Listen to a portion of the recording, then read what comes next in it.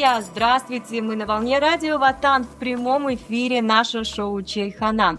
И сегодня я особенно взволнована, потому что наша студия сегодня напоминает настоящую киностудию.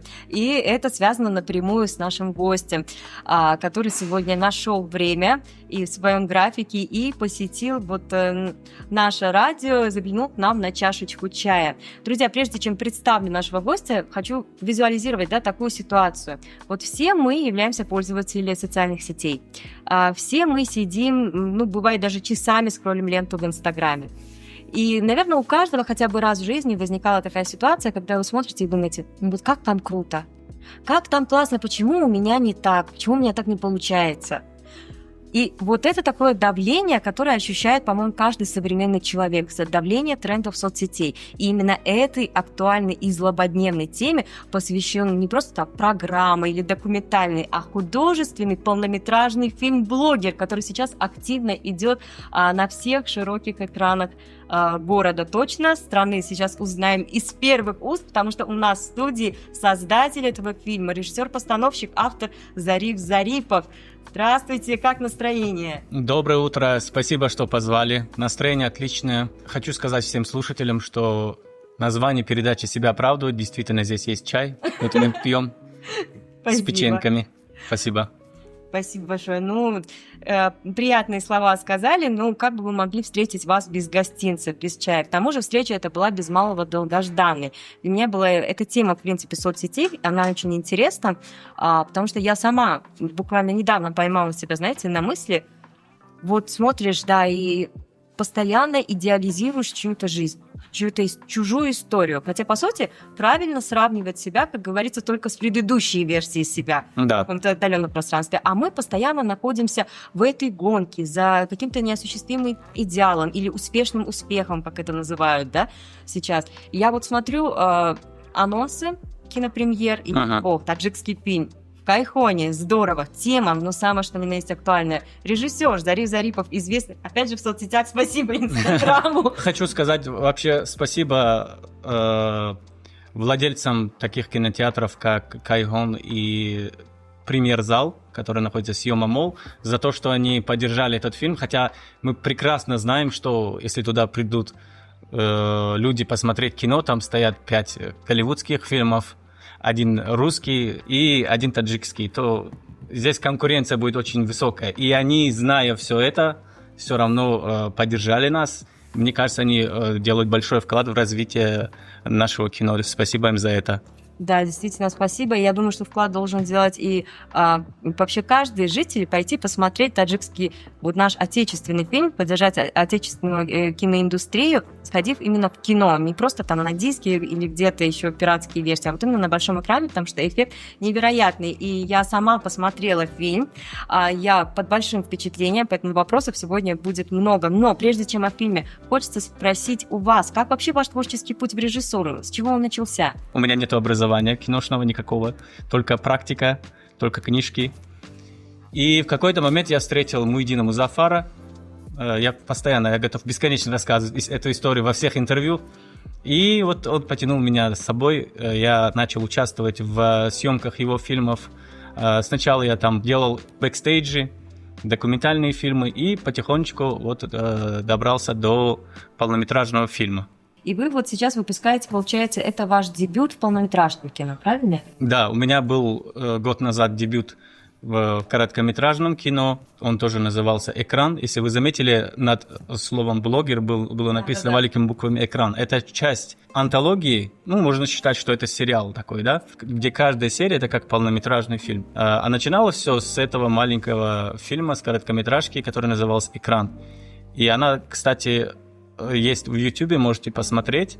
Она посвящена тому, что мы все залипли в своих телефонах и не воспитываем своих детей.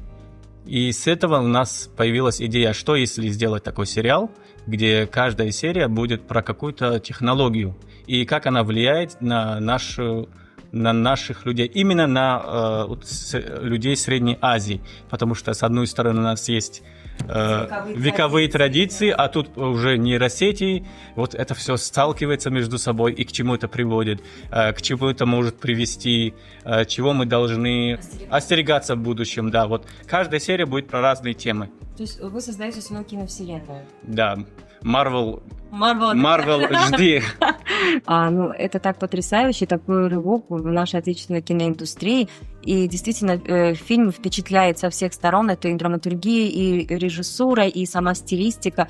И главное, так, знаете, любо было смотреть на все знакомые локации наши столичные, да, и столько знакомых людей, вы как бы смогли так иронично рассказать о мире блогерства и в то же время сохранить уважение к авторитетам в этой сфере. Вот это вот у вас есть сцена такой гламурной тусовки блогеров, и там очень важные слова звучат о том, что блогер — это в первую очередь ответственность, потому что блогер — это человек, на которого равняются, чей стиль и образ жизни смотрят и молодежь в том числе, поэтому блогер — это действительно ответственность. И это как-то шло в противовес прям с действиями главных героев, которые в этот момент вообще не слышат даже то, что говорят.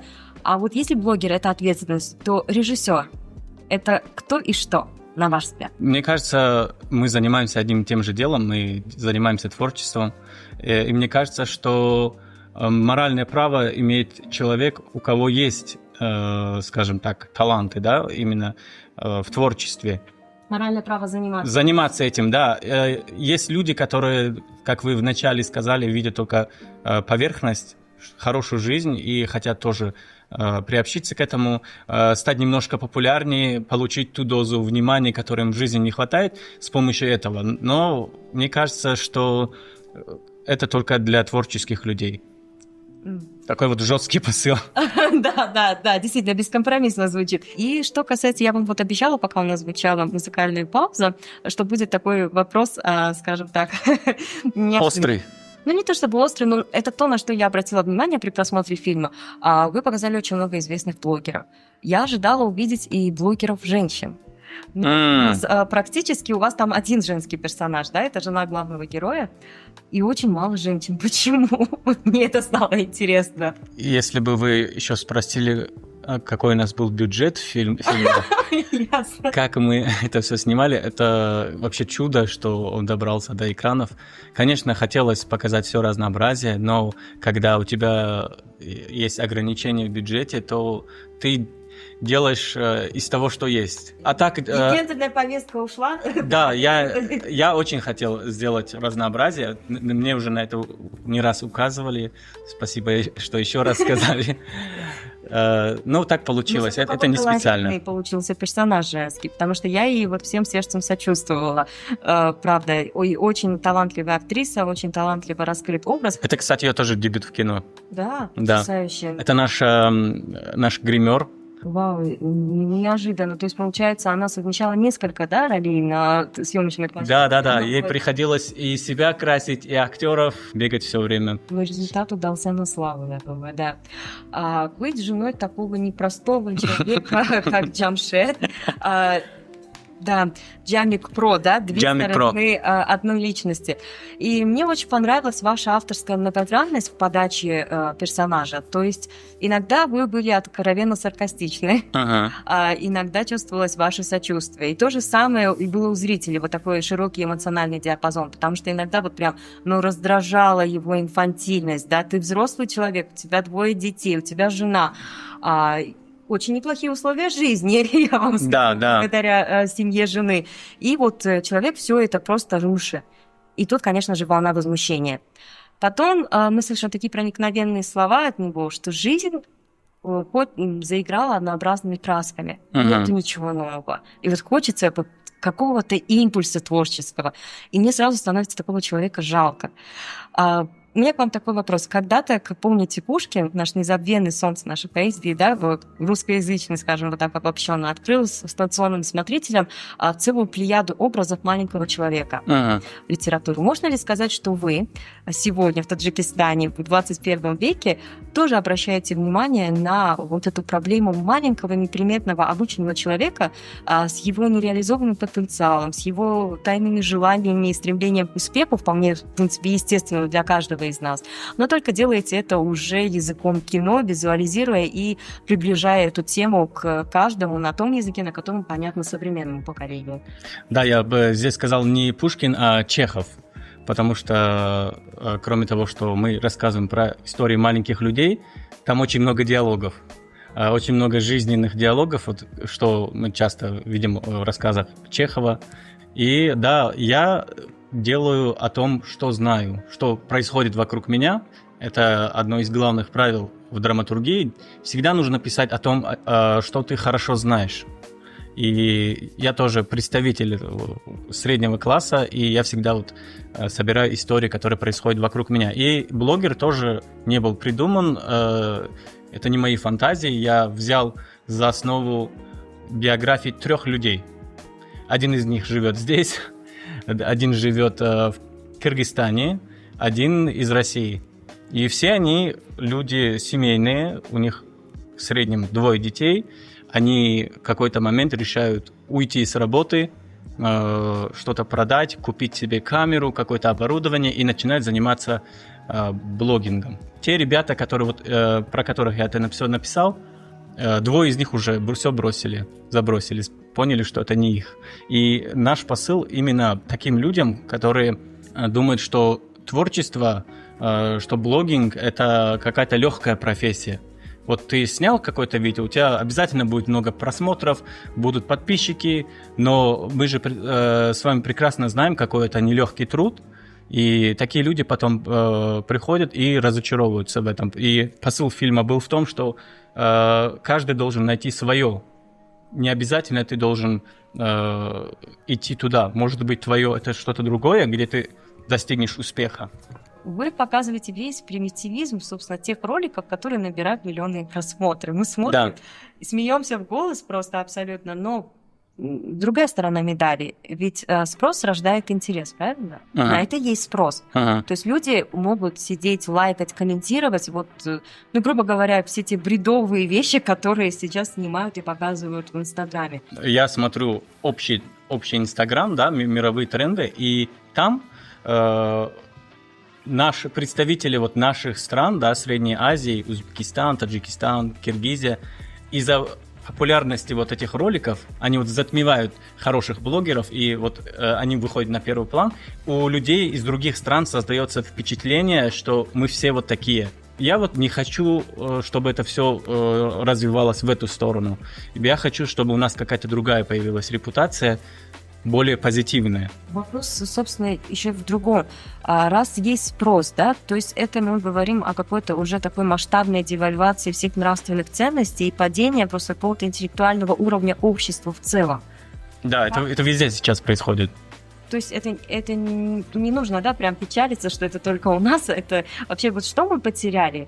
Как нам это... Да, печалиться, мне кажется, печалиться не нужно каких-то жестких мер, это все пресекать. Каждый имеет право что угодно снимать и выкладывать. Просто, мне кажется, надо говорить на эту тему, и тем, кто действительно делает хороший контент, стараться больше, чтобы затмить вот это все, чтобы тоже продвигать себя какими-то хорошими роликами, какими-то интересными вещами. Нам надо больше стараться, мне кажется. Так вот, вы сейчас начали говорить, самые интересные разговоры, они, по-моему, случаются... Во время песни, да. Песни или реклама. Вы говорили, что перед началом съемочного процесса открыли Jamiko Pro. Это уже, по-моему, сайт именно обязательно, да. Мы решили сами узнать, доказать на своем примере, что когда ты снимаешь вот такие ролики, как это называется? Кринжовые, да? Ты очень быстро набираешь популярность. И мы сделали такую акцию. Мы завели Instagram Jamiko Pro и как бы от имени этого персонажа. И все вот эти рилсы, которые вы сможете увидеть в этом фильме, мы это все выложили заранее, до выхода фильма. И люди поверили, что это реальный персонаж.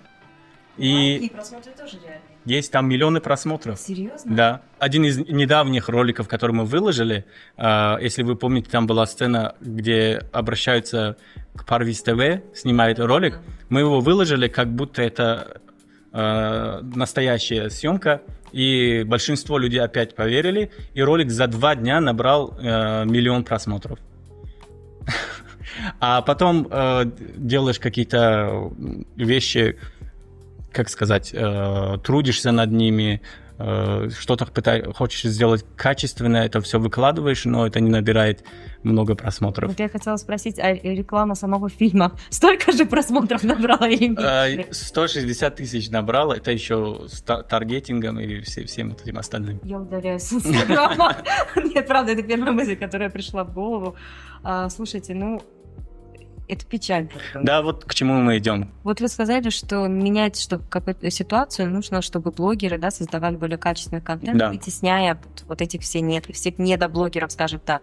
Но ведь вопрос, наверное, в сознании все-таки людей, которые этот контент потребляют и которым он нравится. Вот что с этим делать? Я встречал много людей, которых, из моей сферы, да, они говорят, что наш народ не любит умные вещи, поэтому нужно делать, скажем, глупый контент, чтобы им это залетало. Я с этим категорически не согласен. Мне кажется, культура, она для того и нужна, чтобы поднимать людей выше и выше, вот развивать, да, людей, а не давать им то, что они хотят. Подписываюсь под каждым словом, я с вами абсолютно согласна. И прекрасно, что есть такие люди, вдохновляющие, мотивирующие, которые это осознают и которые стараются менять нашу инстаграмную реальность, нет, в целом, скажем так, сознание социума все-таки в лучшую сторону.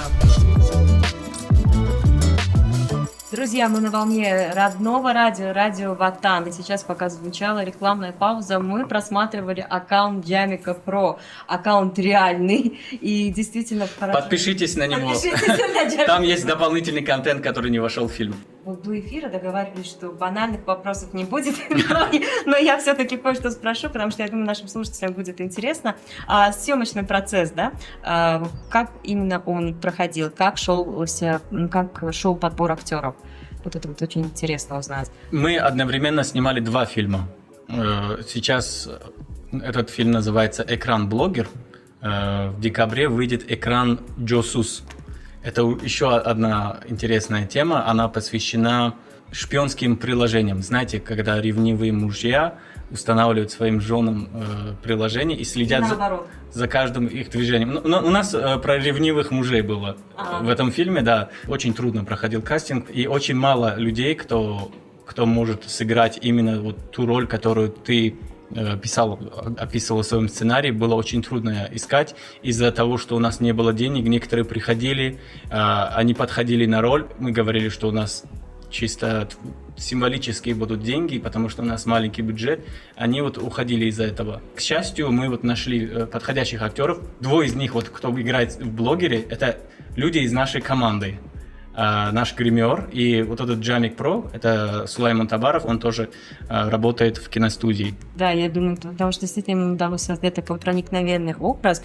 И с актерами, да, я вот слышу вы говорите, что с бюджетом были какие-то сложности, а на качестве фильма это определенно нисколечки не отразилось, как и на актерском составе, потому что мы видели там что-то такое эффектное, пусть и короткое появление таких звезд и мэтров, как Мон Собир, как Лутфулот Авлатов, главные герои, они потрясли просто.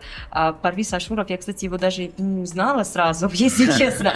Потом я, когда стала смотреть его инстаграм после просмотра фильма, я поняла, что он был нашим, кстати, лауреатом премии ТОП-50 от радио Ватан. Я его объявляла, я ему вручала ТОП-50, но я его сразу не узнала, настолько это было преображение потрясающее. Да, он очень хорошо влился в роль. Парвиз вообще молодец. Да, это действительно, я думаю, это прям такой образ получился очень живой, но это заслуга в первую очередь, конечно, режиссера. А вот работа с актерами, на какие этапы вы могли бы ее поделить и, может быть, раскрыть какие-то такие закулисные свои тайны для наших радиослушателей? Как это проходит? Мы не только пишем сценарий, но и подробно расписываем биографию своих персонажей, и до съемок мы встречаемся, мы репетируем наш сценарий и потом рассказываем, где родился этот человек, где он учился, какие у него родители и вот такие вот другие подробности. Это очень помогает им вжиться в роль. Ну и потом мы их гоняем во время съемок. У нас бывают... В прямом смысле тоже. В прямом смысле, да. Какие были в самом фильме. Очень много у нас бывает дублей. У нас какой был рекорд? Самый больших дублей? 70, по-моему, да? 70 дублей. 70 дублей. Да. Это что за сцена была? Это было в другом фильме, но это наш рекорд пока что. Пока вы не скажете «верю», да? Да. Ясно, интересно. То есть, вот смотрите, биография полностью, то есть, вот даже то, что не входит в фильм, то, что нам не показывается, но вы все-таки прописываете, вы досконально все знаете о своем герое, где родился, где учился, даже если это как-то не озвучивается, но чтобы актер смог глубже его понять, правильно? Да, у актера могут появиться к вам вопросы, поэтому вы должны быть ко всему готовы и ответить на любой вопрос. Такие вот мелочи помогают ему лучше вжиться в роль. И даже если этого не будет в сценарии, вы все равно это почувствуете. Это будет более живой персонаж. Какие-то такие штрихи, да? Да, нюансы, да. Очень понравилось, что вы таким простым, доступным языком говорите со зрителем. Причем и в прямом, и в переносном смыслах. То есть и визуальный язык, и язык вот чисто лексика, да, она вот прям такая живая, народная. А то, к сожалению, грешат некоторые наши фильмы. Я помню, мы с мамой что-то там смотрели, и там вот такие прям литературные тяжелые фразы, вот в какой-то обычной студенческой среде, ну так не разговаривают. Да, вот мы смотрим, да. и все, ну не верю, все, на этом впечатление уже портится. А вот здесь такой сочный, яркий, простой язык, который всем понятен, и мы понимаем, что да, это тот самый парень, которого мы видим вот здесь, вот в парке, на остановке, и мы ему верим, да, это действительно реальная история. В этом плане, конечно, это большой плюс. Мы в своих фильмах пытаемся сейчас продвигать таджикский язык, сделать его более удобным. Не слишком уходить в уличный жаргон, да, и не слишком делать адаби, чтобы люди не понимали. Вот мы ищем золотую середину, чтобы потихонечку люди привыкли к языку. Если вы заметили, что это основная проблема. У нас, например, ты в кино не можешь говорить на уличном, Да. но когда ты говоришь на литературном, это выглядит неестественно. Почему это выглядит неестественно? Потому что у нас не снимают кино на этом языке. Мы должны больше фильмов снимать, и потихонечку у нас выработается привыкание к этому языку. Мы вот таким способом То есть продвигаем язык. формировать, да, уже какие-то тенденции Да. в обществе, и потом это уже станет родным, близким. Да. А пока это кажется каким-то чужеродным, да. С вами абсолютно согласна. Я вот смотрю, у нас остается еще совсем немного времени, и хочется затронуть такой вопрос. Неоднократно вот в течение нашей беседы вы говорили, что вот сложно быть режиссером в Таджикистане. Ну вот чувствовалось это. То есть есть какие-то организационные трудности, то есть не совсем может быть поставлена на рельсы, да, вот эта работа. Да. Какие вы видите перспективы для таджикского кино в ближайшие, скажем так, 5 лет? И вот смотрите, каждая киноиндустрия каждой страны имеет какие-то свои особенности и свои сильные стороны. В чем сильная сторона нашего кино? Я сейчас наблюдаю мировую тенденцию в сценарном плане, да, и там сейчас происходит кризис. Вот эта страна про себя уже все рассказала. Эта страна, мы обо всем этом уже знаем. Средняя Азия, она еще не выбралась на мировую сцену, и еще люди не услышали вот эти истории, которые у нас есть, а я уверен, что нам есть чем поделиться. И мне кажется, в течение 5 лет Средняя Азия будет все дальше и дальше продвигаться в плане кино. Это очень разумный шаг, очень необходимый, потому что через кино можно продвигать свою страну, привлекать финансирование, привлекать туристов. Это очень важный инструмент, который мы должны использовать, но пока что, к сожалению, не используем. Да. Да, действительно, кино, вот даже элементарные примеры, да, вот эти все люди помешаны там на Корее из-за Дора, на Индии из-за Болливуда, да, ну, Голливуд там, само собой, и так далее, и так далее. Я вот одну историю слышал, когда люди смотрели японские аниме, они думали, как же красиво в Японии. И они поехали туда, и у них было разочарование, что не так красиво, оказывается, как в этих мультиках. Но смотрите, как это действует на людей. Я очень надеюсь, что действительно кино станет мощным таким инструментом для развития, как вы сказали, разных сфер, от даже экономических, которые, кажутся, далеки от творческих целей, но это действительно двигатель и туризма, и вообще разных других областей. Спасибо вам большое за беседу. Я смотрю, у нас вот эфирное время подходит к концу. Будут ли у вас пожелания нашим радиослушателям? Я хочу одну короткую мысль рассказать и оставить вас подумать над этим. Давайте. Мне кажется, что это все начинается у нас дома. с каждой семьи. Каждый человек может внести свой вклад в развитие кино. Например, в моей семье никто мне не сказал: покажи мне свой фильм. Все знают, что у меня была премьера, они, конечно, поздравили, порадовали за меня, но никто из моих родных не сказал: вот поставь-ка для нас этот свой фильм, нам интересно это посмотреть. Но было время, где-то полгода назад, когда все наши вот родные женщины собрались, пошли в кинотеатр, чтобы смотреть фильм «Рай под ногами матерей». За это они платили Казахский, деньги. да, кажется? Киргизский, по-моему. Прошу прощения, да. Вот оставляю вас с этими вот словами подумать это все. Спасибо, да, точно. Я же сказала, если пойдете посмотреть фильм, то точно выйдете с определенной пищей для размышления. А все это почему? Потому что автор и создатель фильма любит оставлять вот такое послесловие, когда нужно подумать. Действительно, таких мотивов будет очень много в кино, так что обязательно сходите, посмотрите в премьер-зале, и в Кайхоне сейчас идет на больших экранах фильм «Блогер», и он станет частью большой крупной антологии, которую мы будем с нетерпением ждать. И желаем всей командой «Радио Ватан» вам успехов. Будем ждать с нетерпением новых фильмов, которые, может быть, уже в этом году. И еще не раз увидимся у нас за чашечкой чая. Спасибо, что пригласили, спасибо за чай. Спасибо. Друзья, у нас в эфире был Зариф Зарипов. Мы говорили о премьере фильма «Блогер». Ну, а я с вами не прощаюсь, наша программа продолжается.